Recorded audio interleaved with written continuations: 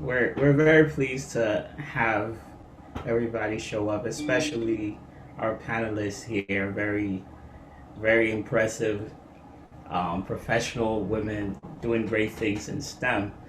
Thank you for giving us your time and for the gems you're about to drop and the knowledge you're going to share with us. We really appreciate it. And I'd like to start it off officially since it's 4:30. I don't want to take away from the time you have to share with us. So I'll go ahead and introduce every other panelists and the moderator. We have our treasurer for the Graduate Student Senate here is Evan Bear. She's going to be our moderator for today. I needed to get that out of the way because the rest of the introductions would not be subtle. So please help me welcome our panelists for today, Dr. Dorothy Phillips, Wayne Hayes, and Solange Bueno. I'll give a brief bio in that order. Dr. Phillips here serves as the director at large for the American Chemical Society Board of Directors. She received her bachelor's degree in chemistry from Vanderbilt University in 1967 and a PhD in biochemistry from the University of Cincinnati sometime in the 70s. She became she began her career with Dow Chemical Company, but spent a majority of her career with the Waters Corporation. Joining them in the early 80s, and in 2013, she was the director of the strategic marketing branch of the Waters Corporation.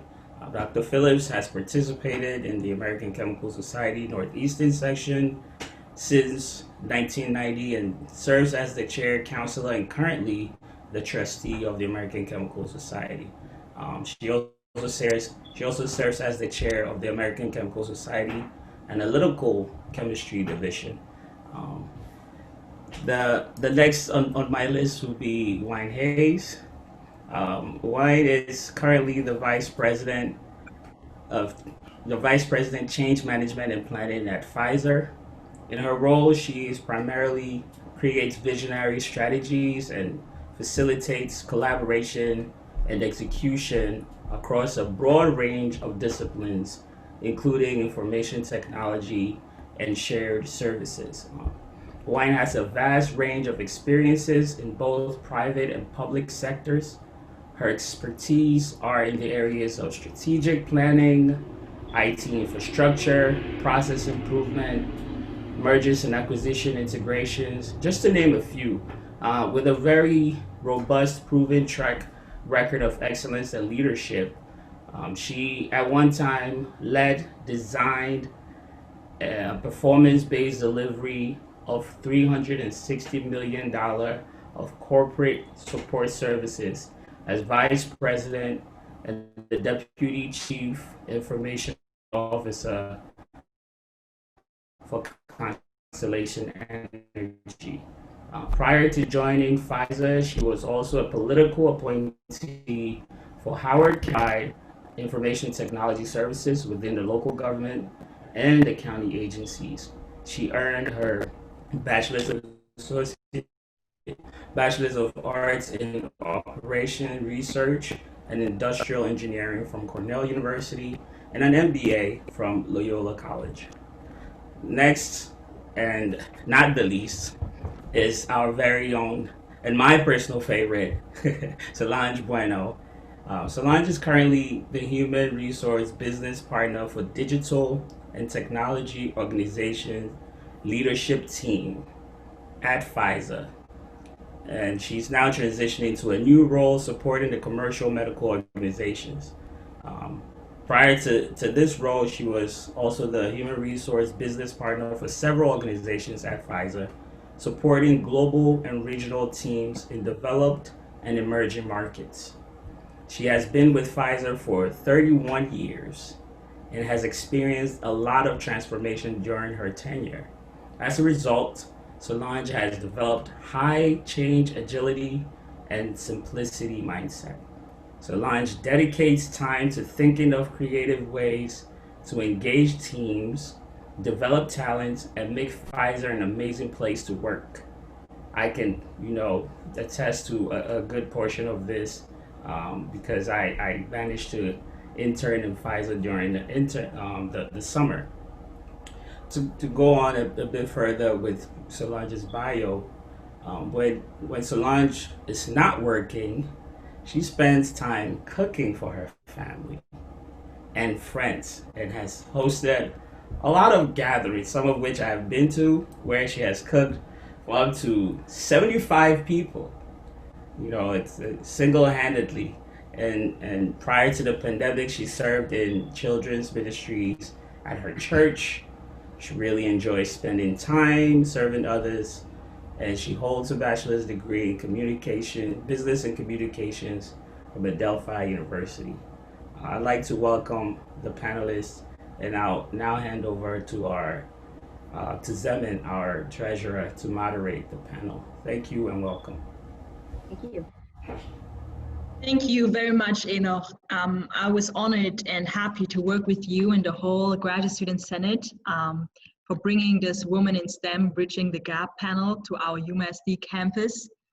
So thank you, and thank all of you for joining this late afternoon for this important discussion. But before we start, I quickly want to mention that our Zoom chat is open, and if you have questions, please feel free to write them down.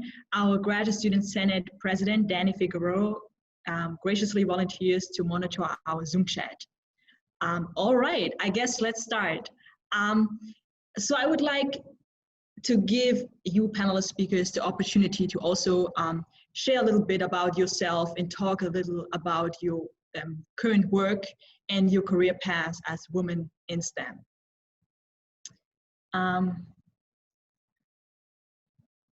Who would like to start?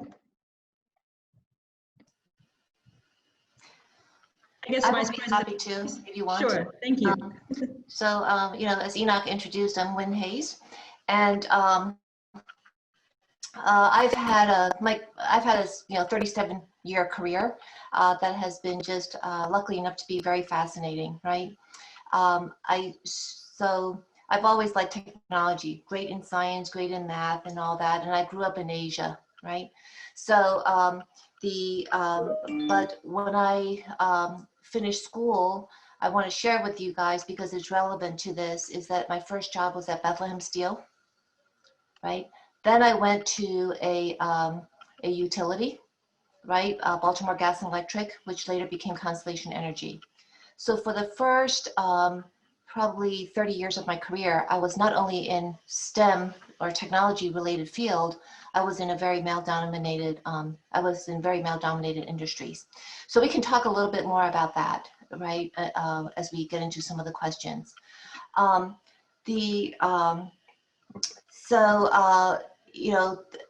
The way Constellation Energy was purchased by Exelon, and I decided, you know what, I really want to learn more about healthcare. So I, basically worked my way into healthcare, which is for me, an industry with very noble intent, with a great mission of helping people.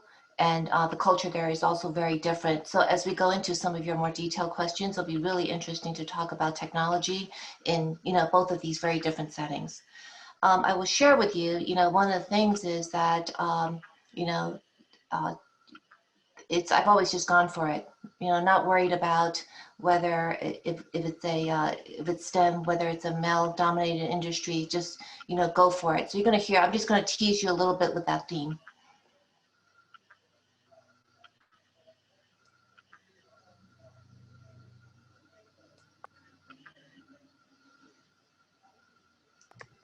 How about you, Senior Director Bueno?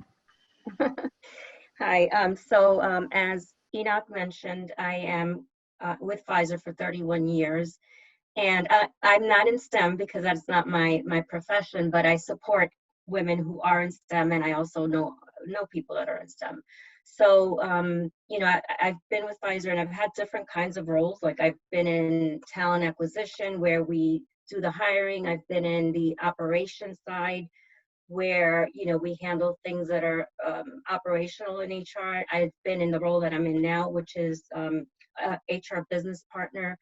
And, you know, what I do day in and day out is, you know, work with leaders, helping them to build effective teams, you know, helping them develop their colleagues. And, you know, right now you asked a question about what are we focused on right now, and it's diversity and inclusion. I mean, that is what we're really focused on. We have at Pfizer, we have a parity goal. And, you know, all of the teams within Pfizer are working towards that, because we want to make sure that we have the right representation of, you know, women and also colleagues from underrepresented groups, and we are taking it very seriously. And it's not a conversation, once and done conversation, it's a movement that we've committed to. So that has been a big focus right now for us.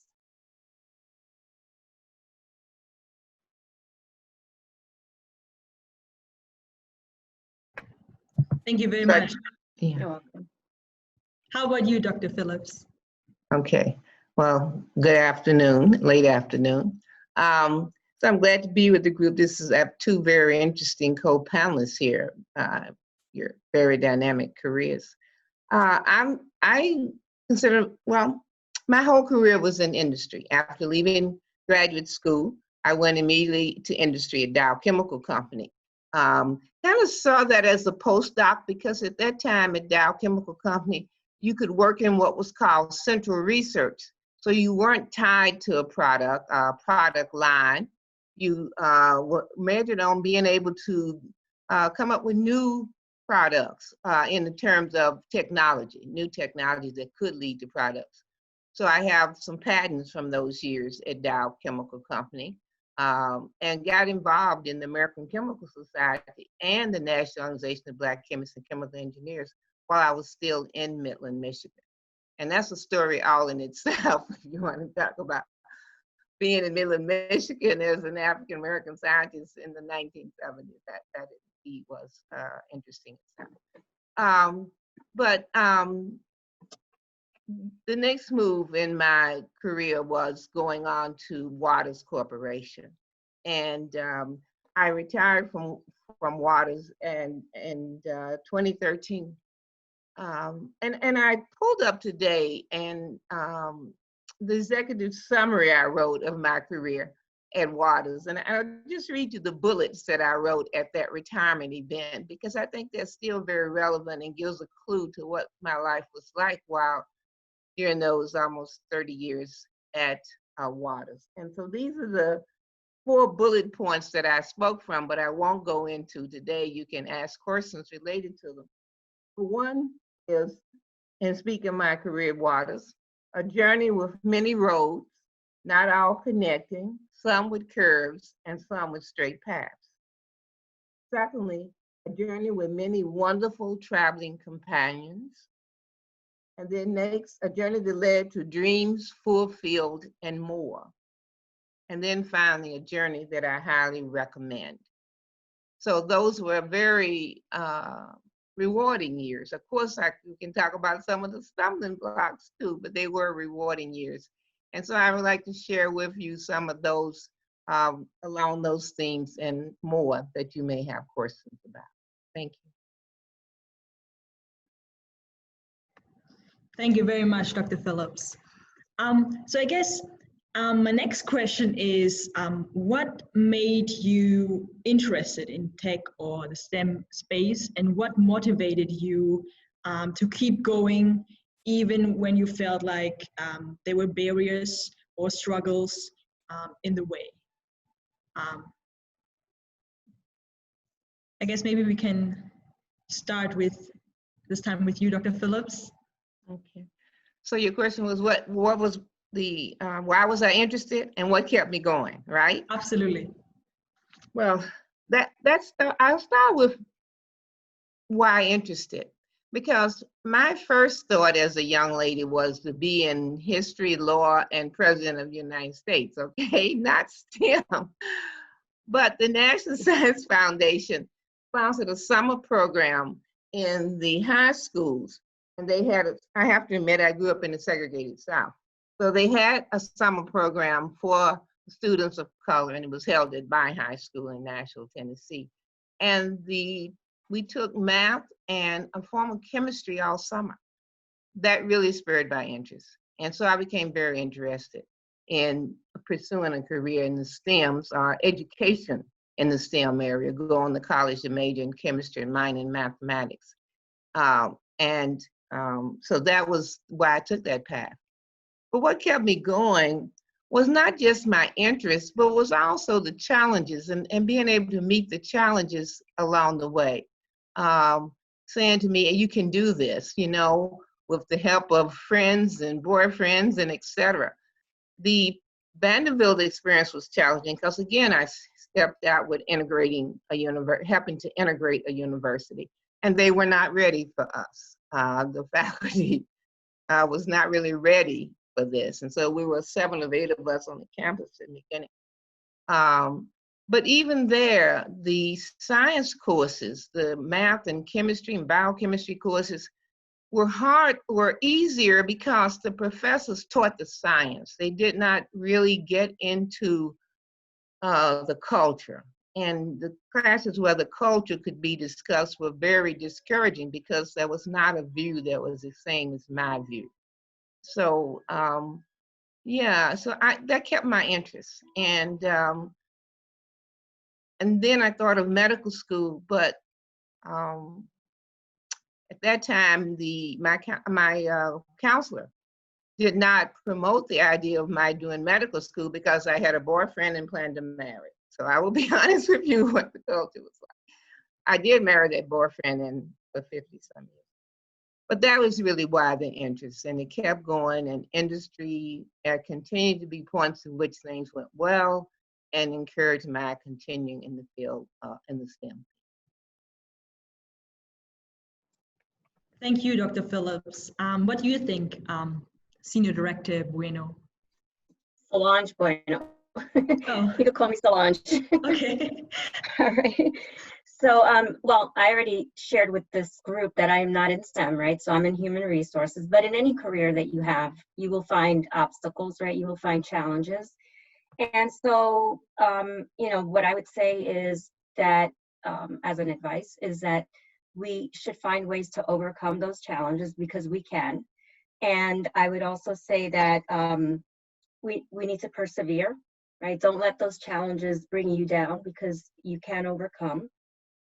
Assume positive intention, because sometimes when things happen and we're analyzing the situation, sometimes we start thinking that there's another intention, but always assume positive intention, because 9 times out of 10, there is positive intention.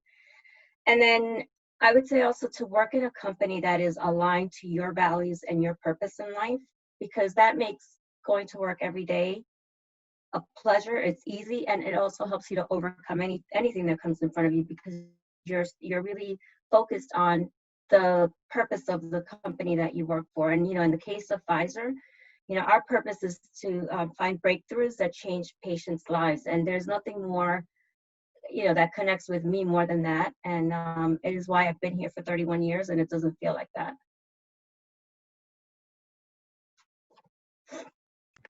Thank you.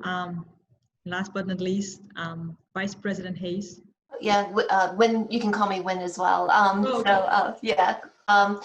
So as I mentioned earlier, I've always been drawn to math and sciences, right? And so I was in high school in the 70s when computers were just coming around, right? And I just absolutely fell in love with writing applications. All right, it's just that simple on an old Apple punch card. Some of you probably have never even seen that. But what I learned is about, right, and something for all of you who want to go into STEM to really think about, because a technology field, just like whether it's digital / IT or any field, is very broad, right? I have a son in biology, it's very broad. So there's something in it for everybody, depending on what you want. So, you know, really, do you really want to get into the nitty gritty, building a computer and all this stuff and all the engineering? Or do you want to be on more on the people side of that? There's something in there for everybody. So I'm going to take this opportunity to say, don't be intimidated, just go for it, because it is so broad that you'll find something. And for me, what I've learned is that it's not about the technology itself. My personal gratification comes from being able to use technology to improve processes, to make people's lives better, to make it easier for people. So AJ, you asked this question, right, which I saw, which is the soft skills, right? Soft skills are really, really important because you know what? There's roles for folks who really want to get scientific. For those of you who want it, it's wide open. But for those who want to be in a technology or a STEM field, the soft skills are really important because we need people who can build that bridge between the highly technical and what people really want to use, right? And to help them adapt or adopt the technology. So that's where I get my passion, is in that space on the more soft skill people side of making business processes better, bringing better experiences to the customer, and the technology is just the vehicle for doing that. Also, depending on what technology you pick, right, where you want to go into, there's also this opportunity, if it's in the IT area, is to take that same skill set and learn about different industries. How much fun is that, right? So steel, energy, healthcare, right? So you can really learn about that, and often you can see parallels between them, right? There's a lot of parallels between nuclear power plants, as an example, and healthcare. There are regulatory requirements, this, that, and the other. So, so that's why I stated it, to answer your question. As far as, you know, where, you know, challenges arise, again, I echo what Solange says, right? Is that, you know, one is assume noble intent. That is the most important thing, because we often, 100 things can go right and that one thing that goes wrong, and you know, we're losing sleep over it. But if once you get the, and then the second is to get the facts, because once you get the facts, it's usually 99 times out of 100, it's not as bad as what you thought. Yeah. Thank you. Amazing. So you all heard, you are all three accomplished women who have broken through, and we're all happy to learn from you. So I guess I was wondering, how did you manage social expectation as a woman in the workplace? I guess we can start with you, Hayes. Sure. So first of all, we spend a lot of time at work, at school. So first of all, you need to be yourself. You spend too much time, and I think Solange mentioned this, you spend too much time at work to try to have to pretend to be someone you're not, just to manage social expectations. So having said that, right, let me share a few of my experiences with you as food for thought. So as I mentioned, I worked in two very male-dominated industry, right? Steel and utility. So in the 80s, I was at Bethlehem Steel, right? Asian female in a steel mill, right? I was called hun, I was called kid, right? And I bristled at the start. But then I really understood that it's well-intentioned. People meant no harm, right? So I'm not saying that that is acceptable or that you should accept it. But what I'm saying is that for each of you, for each of us, is to choose when to engage and when not to, because our thresholds are all different. Secondly, is that as women, right, as you you know, go into an industry and become leaders, all right, I've seen women leaders that are bombastic and others that are very professional. And I was given advice once that I will share with you. For women, there is a fine line between not being assertive enough and being called the B word, all right? And whether we like it or not, I'm just putting it out there, right? That is out there, and I think that still exists. So it's always, you know, be professional, understand the, you know, politics, and always do what's right for the company. That's what I live by, and you know, based on the facts. And, you know, that usually, um, usually works very well. To me once and said, she worked in the power plant, and she said, and she's Asian, right? And she said, I don't know what to do. I have to act like a child or act because these men are older than me and da da da. I have to act like their child or grandchild to get their attention. And I said, whoa, you know, it's the wrong place for you. If you have to act like that every day and not be yourself, you need to find another part of the company to move to or get another job. And she did. She moved into another part of the company and, you know, is very successful. So really it's be yourself is number one, be professional, don't play the politics, right? Understand what they are, but always base everything on facts, and you know, just fall on the side of what you believe is right for the company.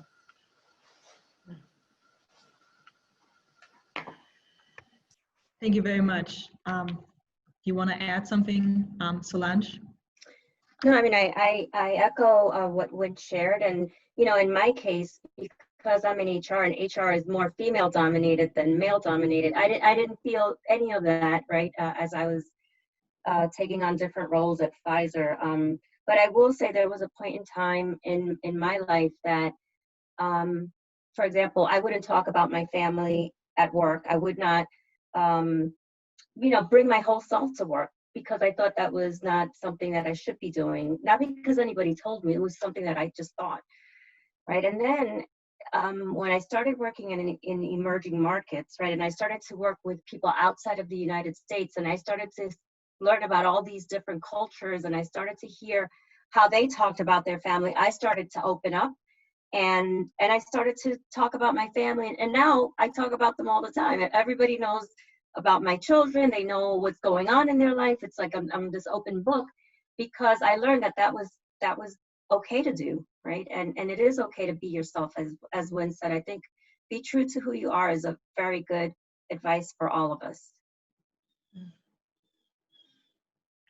Yeah. Well, I guess I would be called on next, but I have to say the main point that they continue to bring up is be yourself. And I think that's really the important thing in managing the social expectations. What in my era, a lot of women had a very hard time deciding when to have a family. I think that was one of the big struggles. So fortunately, I didn't have that because I had my husband and I were in grad school together, and I'd say in the 5 years we got 2 advanced degrees and had a family of 3 when we finished. But I think still, as you think about it, and the social expectations that are there, and it's the mingling, and it's being able to interact with your colleagues. I took time to read about football, and I actually felt comfortable on Monday morning to talk football, and to be at the coffee machine and talk football. So some things we do because we want to be able to be included. We want to be able to not have a line drawn, you're female, so you don't like sports. I travel. I had in the traveling, one manager said to me he was not going to send me, even though I was the project head, because of the fact that he felt I wouldn't want to be away from my family. But I had to speak up and say, you know, you discuss it with your family, but it's okay that I travel. There is support for that travel. So that was not an issue. And I did actually later a tremendous amount of international travel where there were different social norms. The Japanese did not talk to women directly when I first started to sit at the table with them. The senior management of the companies that were Japanese, or even our own Nihon Waters branch, but that changed with time. And they began to be more engaging of the woman at the table and in the conversation and in the decision making. But before they just did not. You would say something and your male boss had to repeat it before there was an answer to it. So that was the start. But by the time I retired, very much involved in conversation, but even leading the business in those groups. So yeah, being yourself and working through and being aware of what other people are expecting and how they are behaving. And just really watching that and seeing how you do want to stay in yourself, but how you need to adjust in order to be in a position to break through into management. And I think the more they feel that you are able to be with them and among them without hesitation and comfortable, I think the really word is comfortable with the upper management, they begin to look at you differently for those higher level positions than before. At least that was my experience. Thank you very much, Dr. Phillips. So I guess my follow-up question to that is, substantively, how can women wanting to break through present themselves as competitive candidates? Or in other words, because most people here are students, what skills are most important to obtain during college to help us transition to a STEM career? Or what kinds of experience should we seek as women while in college? So what advice can you offer as to a woman who is considering, you know, a career in STEM? And to you first, Dr. Phillips. So, what should you study in college for that career? How should you prepare yourself for a career in STEM? And the first thing that comes to my mind is the research aspect. Internships. I strongly encourage internships while you are in college and even in graduate school to get a chance to have hands-on experience in industry or even academia, because that is really often what makes a difference, is that ability to think through research, the problem-solving aspect that comes, the ability to write what you have written and orally deliver what you have written. So communication and learning the science, but also being able to communicate, and being a self-starter.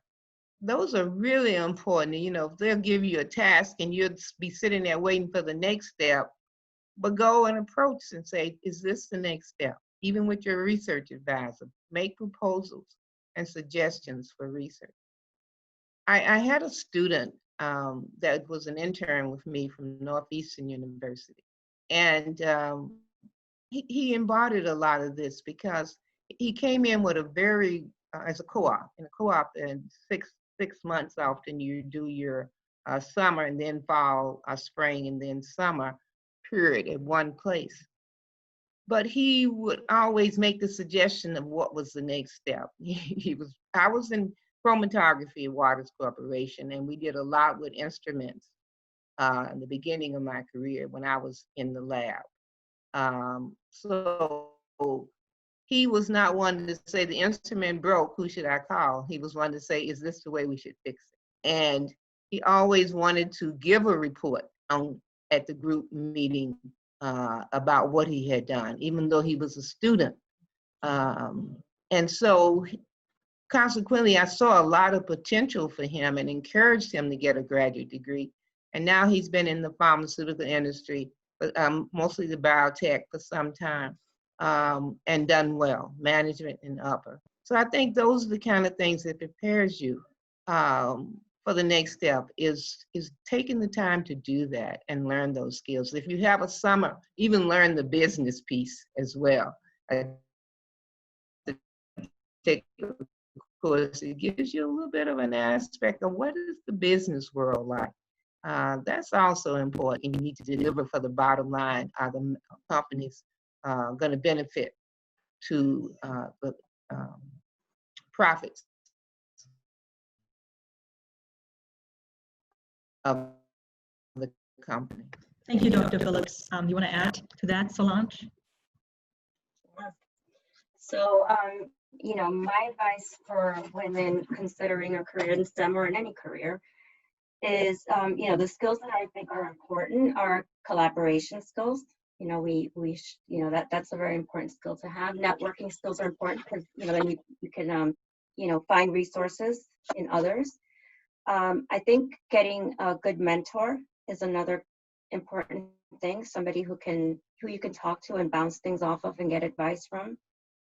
And as Dr. Phillips said, doing internships, building your resume is an important thing. Let your voice be heard, because many a times, whatever you're thinking or the question that you may have is on somebody else's mind. So just, let your voice be heard. Be curious, ask questions. A curious mind is a beautiful thing.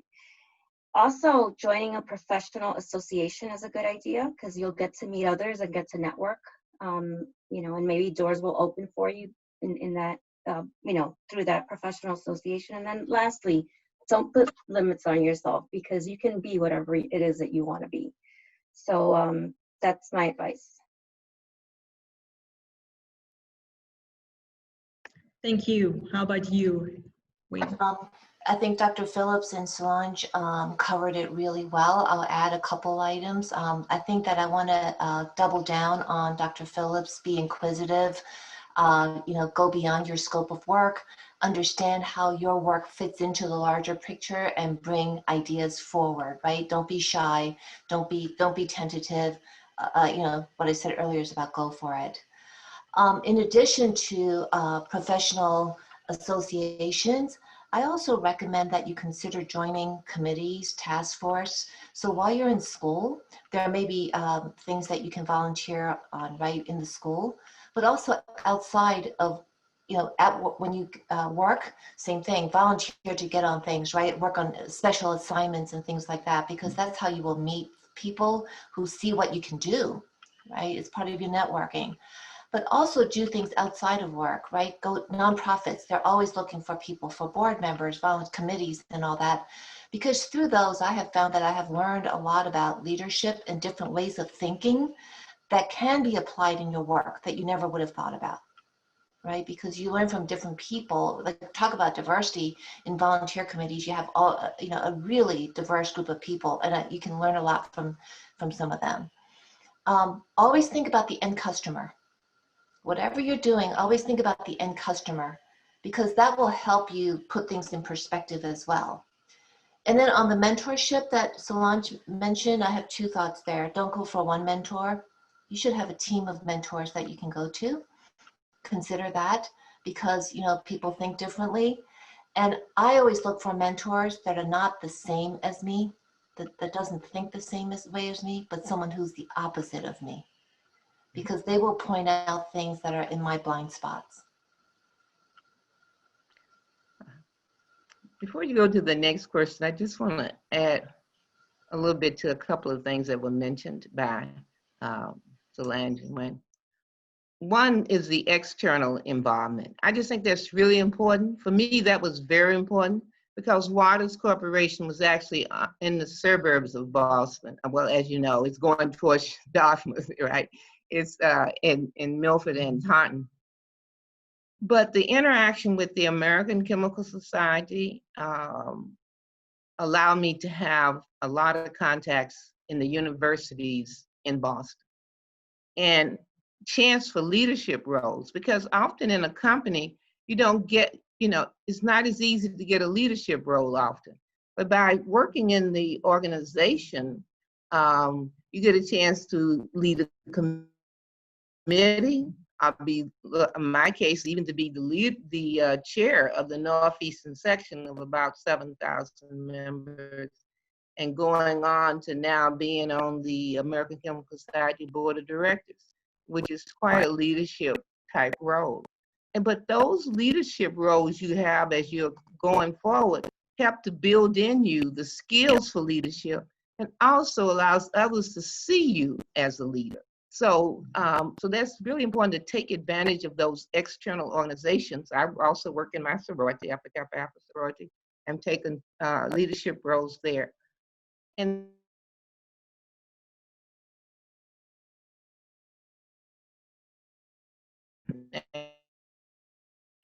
I'm very high on mentors. Having mentors and being a mentor, as I have been and continue to be.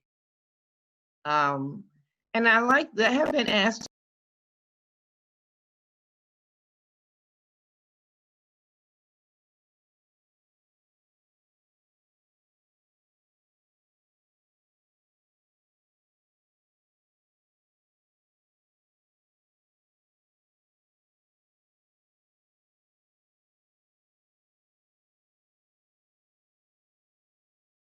publication a year.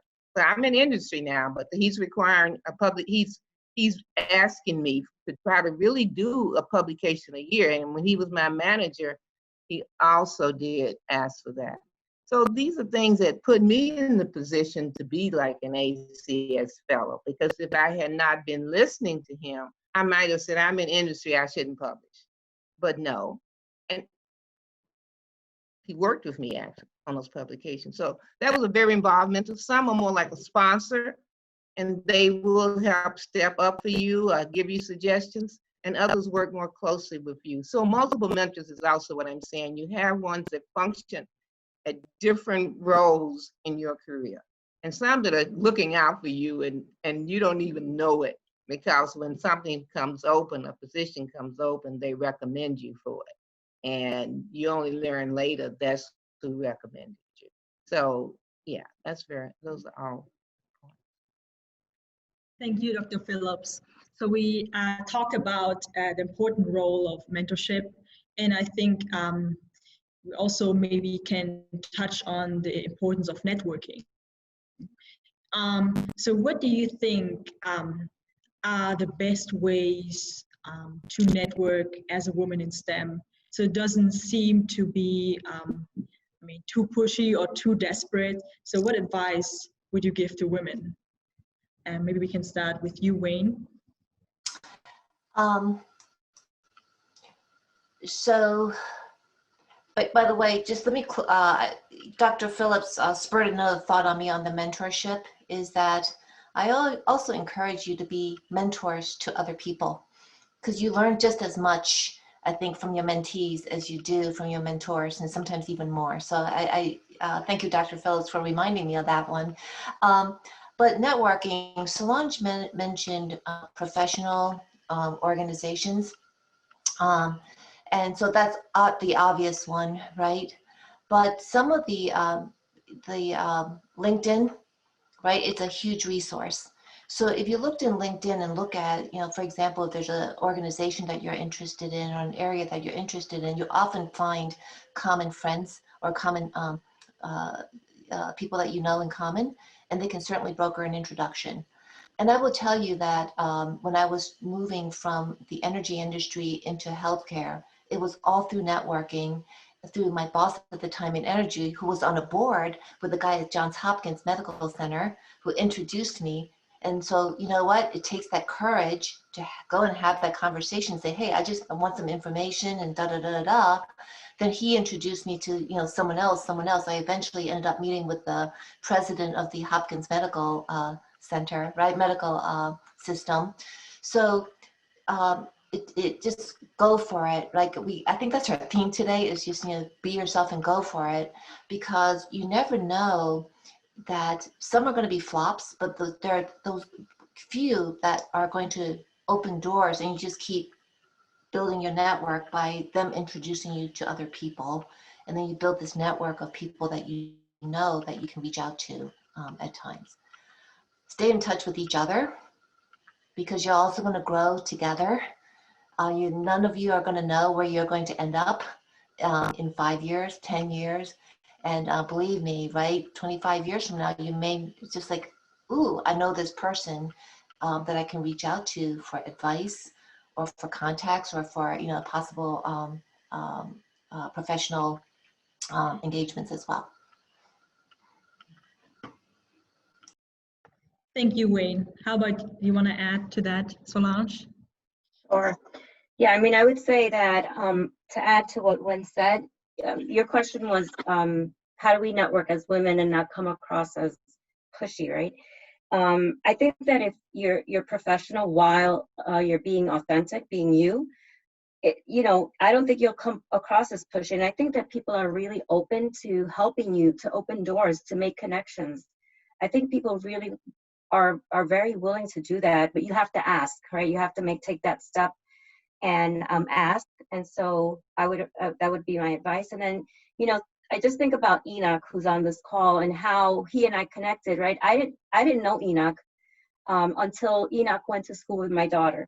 And so I met him through my daughter. But Enoch knew to get in touch with me because he wanted to get a connection to Pfizer. Right? He wanted to get an internship at Pfizer. So he reached out to me, and he got an internship at Pfizer. And he really had a great experience. And Enoch, I mean, I'm going to tell you a story. He has been sought after by members of the executive leadership team to talk about diversity and inclusion. I mean, he has spoken to very high-level senior leaders who sometimes colleagues in the company haven't talked to. And all of that is because Enoch has the courage to speak out, and, you know, and he has confidence, and that's what you need. Absolutely. Thank you. How about you, Dr. Phillips?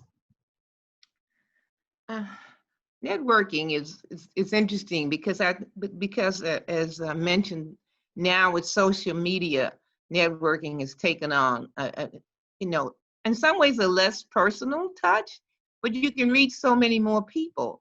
And I happened to ask my daughter, who does she befriend on? How does she decide who to befriend on LinkedIn? And she said, well, as long as they seem to be in a good position, she befriended them. Because you never know when you might need that person or that particular area or area of expertise. And so it's important to do that. But I think that one of the things that I did with networking was to go to conferences and be at the conference and decide before I went whose lecture I was going to attend so I can make a point to meet that person. And because I felt it was important that I have a connection with that person. And so that was before there was a lot of dating myself, but that was the main way that I connected with people. And it actually paid off very well because later at Waters, I began to set up these forums when the proteomics and the omics world came. We wanted to do forums to understand what product offerings did we need to have, what were we missing in our product portfolio to address this new technology. Well, by having attended several conferences and met people in these areas, I could now reach out to them and ask would they attend a forum at Waters to help us understand what they needed to do their work in this particular area. So that was something that paid off. And so that's still, you go to the meetings, go to visit people's posters, go to hear lectures, and get a chance to meet them one-on-one. And you remember, I even have to laugh about the second woman or so that to get a Nobel, recent woman to get a Nobel Prize in chemistry, Frances Arnold.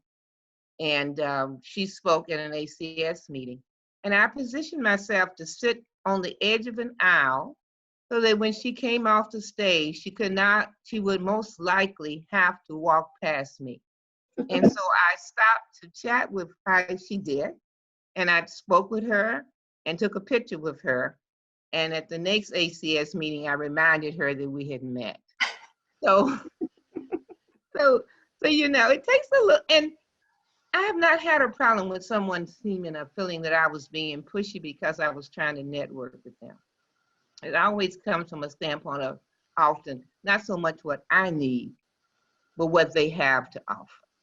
You know, I want to be friends because you have X, Y, and Z to offer. So that's yeah, that's how I manage that. Thank you, Dr. Phillips. That was very helpful. I guess my next question is related to your business or your organization. And I was wondering what roles are businesses or organization assuming to improve representation of women in the industry?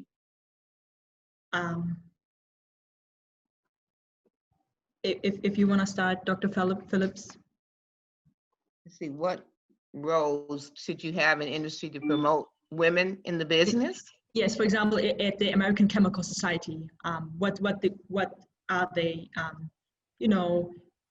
proposing to include more women in STEM? Oh, okay. What This is very much a top of mind topic. It comes in the whole area of culture and diversity, women in STEM. And one of the big areas is awards and rewarding women.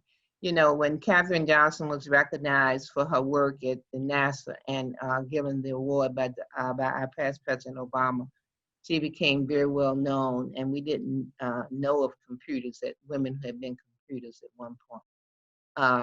And so that began to highlight even more this whole, for me, the fact that we need to recognize women, and women need to nominate women for awards. And when you make a step up to reach back and bring another woman up behind you, that's behind you. I was promoted to a director at Waters Corporation by an executive vice president who was a woman. And I always remember that because she had moved up and she took the time to look in her group and see other women who she felt were ready to move forward in their career. The American Chemical Society, of course, has the Women Chemists Committee.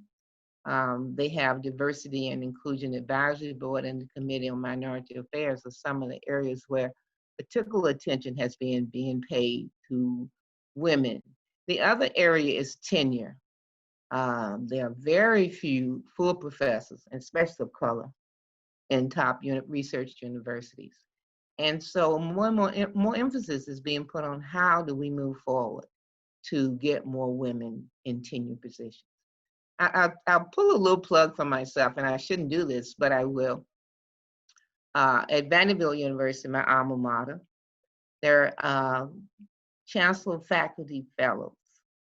And I have an endowment that supports a gift, not my money, gift to support faculty in STEM, specifically in STEM. So the two positions right now are being held by associate professors, but they are on a track to full professorship. So they're Dorothy Wingfield Phillips faculty, chancellor faculty fellows. And so this was, you know, when this endowment came, I said that when this was gifted me, my statement was, I wanted to be women and women that look like me. And so that to me was very important to do that. So I think this is the kind of way we as women have to think. That while we know there are male counterparts that can be put in these positions, or even nominated for awards, we have to think about women who can fulfill these roles, who have the skills, the expertise, and the presence for these roles. And so I'm very much a proponent and supporter of moving women forward, because I know how hard it was my starting in industry in the 70s to move forward and get to the level of a director. Absolutely, thank you. Like how does it look like at Pfizer? What are they proposing to include more women? Yep. So I can start, and then when you can add to what I'm going to say. So last year, Pfizer announced our parity goals, right? So we said that by 2025, we're going to achieve global workforce parity of 47% women at the VP plus level. And we also said that we were going to achieve 32% of US minority representation at the VP plus levels.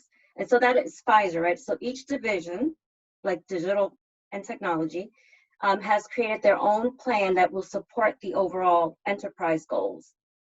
And so for, let me share that. We also have a diversity and inclusion commitment. So in Pfizer, we have a diversity and inclusion team that shows how committed we are as a company to diversity and inclusion. And, you know, one of the things that we have also at Pfizer are these big ideas and bold moves. And Wynn has you have your little strategy on a page. You could show them, like, it literally is our strategy on a page.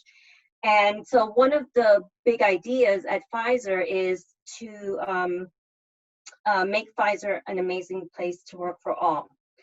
And, you know, and so part of our diversity and inclusion commitment that ties into that, thank you, Wen, that ties into that is that we're going to build in inclusive leaders. We're going to recruit, develop, and retain diverse talent. We are going to embed diversity and inclusion into all of our business and talent processes. And we are going to encourage all colleagues to be allies for equity. So all colleagues can participate and be a part of this.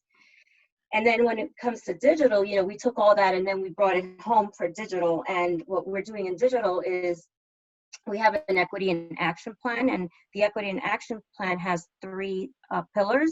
One is around inclusive leadership. We want our leaders to be inclusive, and we have ways in which we're going to ensure that that happens. Talent development, we're going to ensure that we have that we develop our bench of underrepresented colleagues so that they can be ready for more senior level positions. And then talent recruitment, which is that we are going to ensure that we have diverse slates of candidates and that we have diverse panels, because we want to make sure that when a candidate interviews with us, that they can see themselves in that panel and connect with us. And so those are some of the things that we are doing. We're also encouraging all leaders at all in all parts of Pfizer to have courageous conversations. Just have the conversation on race. Even if it's uncomfortable for some people, we tell them get comfortable with being uncomfortable, and we have to talk about it. So as the leader at Pfizer, I do everything Solange just told me to do. No, it is great to see, you know, a group of leaders, right? When we talk about digital, when we talk about talent, you know, when we do reorganizations and all that, how we come together and identify leaders, right? And, you know, diverse slates of leaders for promotions and things like that. So, you know, everything that Solange just talked about, we are putting in action, and I can see it in action. Excuse me, I got a tickle. But for all of, right, but for all of you, when you're looking for at companies, right, and you want, and as you're interviewing or looking at opportunities, go to the website.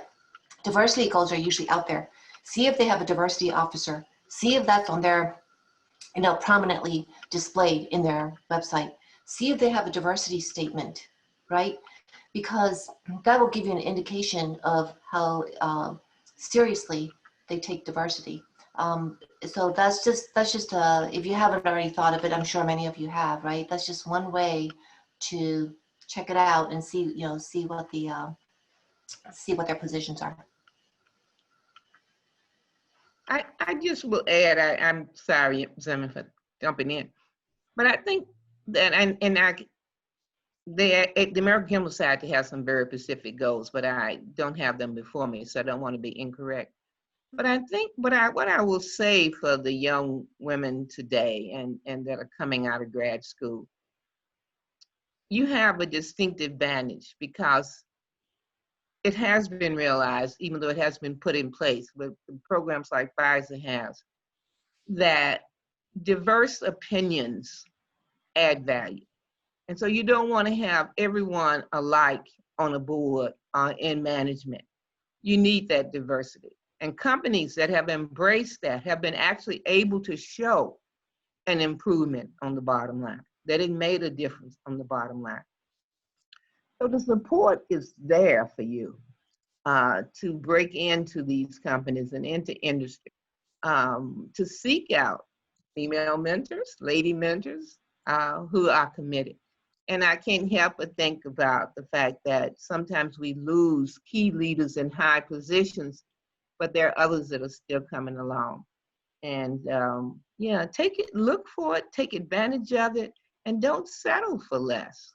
If you want to be a director, a vice president, executive vice president, set your goals and work with a mentor to help you to manage that goal, and keep other women on that list to work with you.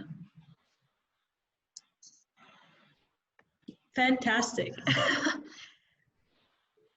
That's really great.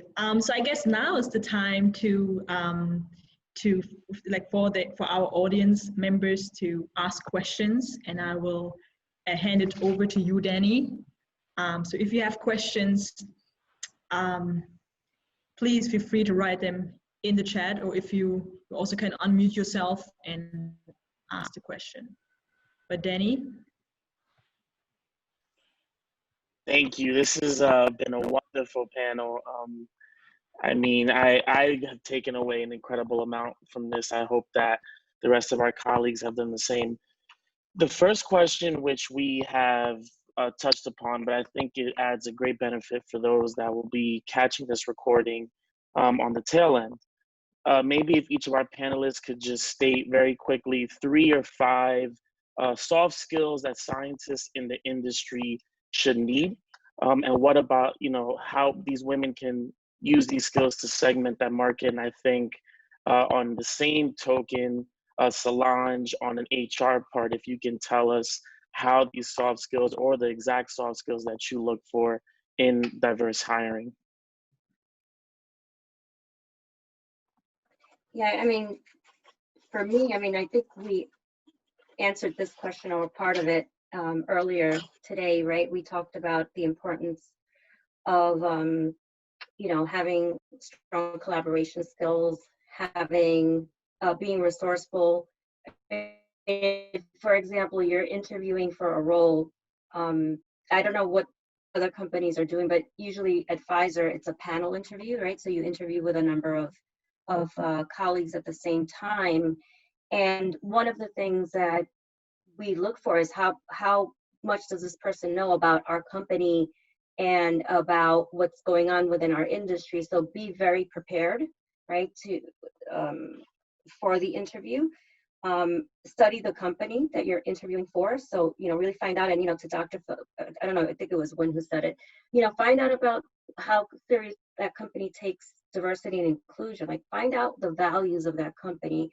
Find out, is that the kind of company that you really want to work for, you know, before you put your application in. But anyway, in the interview itself, it is important to give specific examples. You know, I think sometimes we all know this, right? That when you interview, you should be giving behavioral examples when you're asked the question. But I think sometimes we tend to give, you know, philosophical answers and textbook answers when we really have had the experience, but we need to express that that's important. The other thing is, you know, I recently was interviewing candidates for a chief of staff role for the chief digital and technology officer for Pfizer.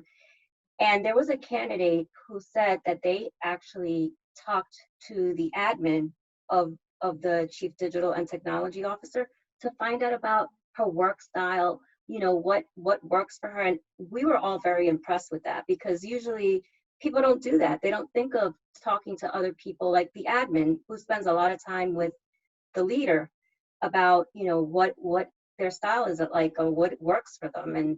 And so I think doing things like that, doing your homework, getting information from different sources, being very prepared, showing your passion for the role, you know, that also is important.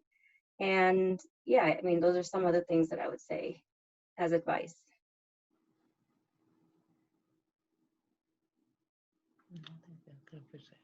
Thank you. If any of the other panelists have anything else to add, feel free.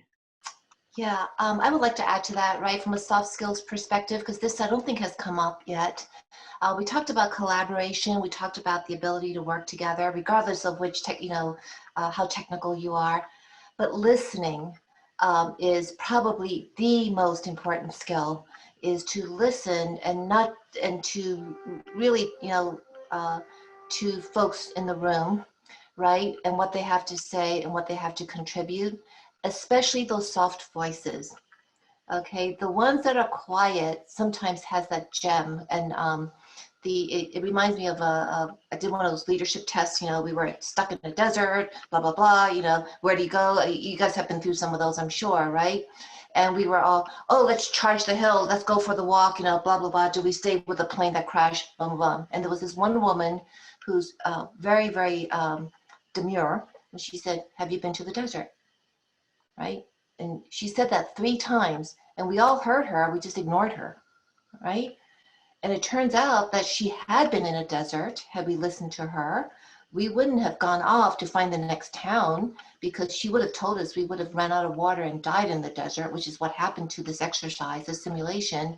But it's those, so, you know, to me, the most, don't ignore those. I just want to bring that to life for you, like, you know, Yeah. that don't ignore the soft voices, because sometimes they have a lot to say.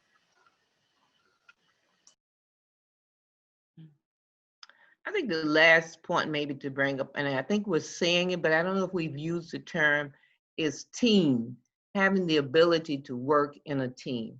In industry, very little is done individually. Most of the time you are assigned to a team and you have a role in that team. And so having the skill to work well with other people in a team-like setting, doing your part, but listening, communicating, understanding what your role is important. So I think think a lot about teamwork. Thank you. The next question is from a graduate student at the law school. How much progress has been made in the industry towards women equity since you started out? And what else needs to be done? I think Dr. Phillips will start out with you. I'm laughing because I think it's monumental from when I started in industry. I think a lot has been done. And I was hearing the numbers that Pfizer is trying to approach, and they were like, whoa. But I think it's just really considering women as part of the group, or part of a team, and taking time to realize what they bring to the table, offering them opportunities, and instead of thinking they are not going to be able to travel because they have a family, or not get equal pay because they're not the man, we can fire her because she doesn't bring in the bread, you know, she doesn't provide the funds for the family, but we're going to choose keep him and let her go if we got to cut back. So I definitely progress has been made in those type of areas of promoting women for what they are doing and what they are contributing. It's been a monumental advancement in terms of women equity in the company, in industry. And on patents, I think this is really, I'll mention this because if you go back to some of the early work that was done and you later hear, oh, the crystallographer was a woman, but she's not mentioned in the work. So getting women's names on the patent and the role that the woman plays in that group is equally important, that she should be a name on a patent. And I know I've not gotten on some, I won't go into any details there, but I know internally. But others I have led.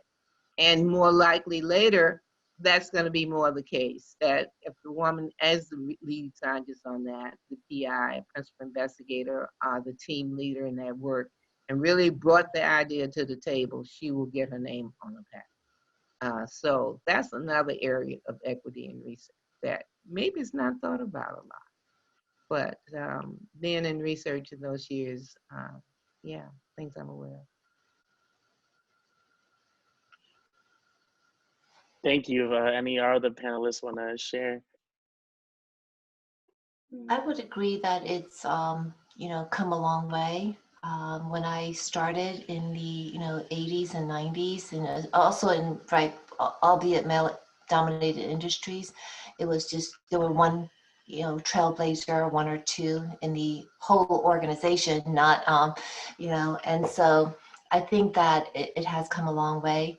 And, you know, one thing I do want to point out, right, that part of it making it possible is that companies are now offering paternity leaves, right? So the expectation is not the mom stays home, right? In some cases, it's the dad that stays home. So that, you know, Dr. Phillips, to your point, it changed the whole dynamics about starting the family and when to start it and, you know, whose career, so that, you know, a woman doesn't have to give up her career to decide to have a family. They can choose. It's a choice. It's more of a choice now. So Yeah. Yeah, and then, you know, in terms of what else needs to be done, I mean, we have made a lot of progress, as you've heard here, and as you can see. However, there's one thing that we can all do is really pay attention to our unconscious bias, because we all have them, mhm. and we need to pay attention. I was in a workshop recently, and it was on inclusive leadership, and there was this exercise that we did where there were 4 candidates that we were supposed to make a selection on, right? And one of them was a woman who was pregnant, right? And so then we, you know, people made their selection decisions. We broke out into a room and we discussed who we selected and why. And many people didn't select the pregnant woman because she was pregnant, and they thought, oh, she probably doesn't want to travel. But then other people said, but we need to ask her that question. We cannot make that decision for her, you know. And this was a short-term assignment. It wasn't like a full-time job. It was I think it was a 6-month assignment or something like that. So, you know, talking about it, we realized, hey, we do have an unconscious bias. We think that because she's pregnant, she cannot travel. And that may not be the case, right? So that's the thing that I think that we still need to work on. And I mean all of us, because we all have unconscious. Thank you. That's great. So how, for our panel, how do you know when to pick your battles? And how do you know when you should assume positive intent versus speaking up for yourself?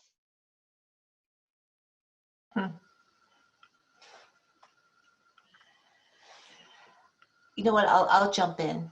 I go by the rule of assume positive intent first, right? Just assume it. And then if I find that I made a mistake in assuming that more than once with the same person, so it's not one strike and you're out, then I'll be more cautious, because it's too tiring to try to figure out whether the intent was real or not. So you know, it's just much easier just to go with positive intent. Now let me just follow up with, and it's worked for me over and over. So I'm not just saying that. Yeah. You know, now I'll just add, you know, don't sweat the small stuff, you know, because sometimes we do. And we overanalyze and overthink things, and we make more of it than it is. And so it's better to, you know, like just know that not everything is worth battling over. Yeah, you do have to really pick your battles. There used to be quite a bit of a discussion. My husband and I would,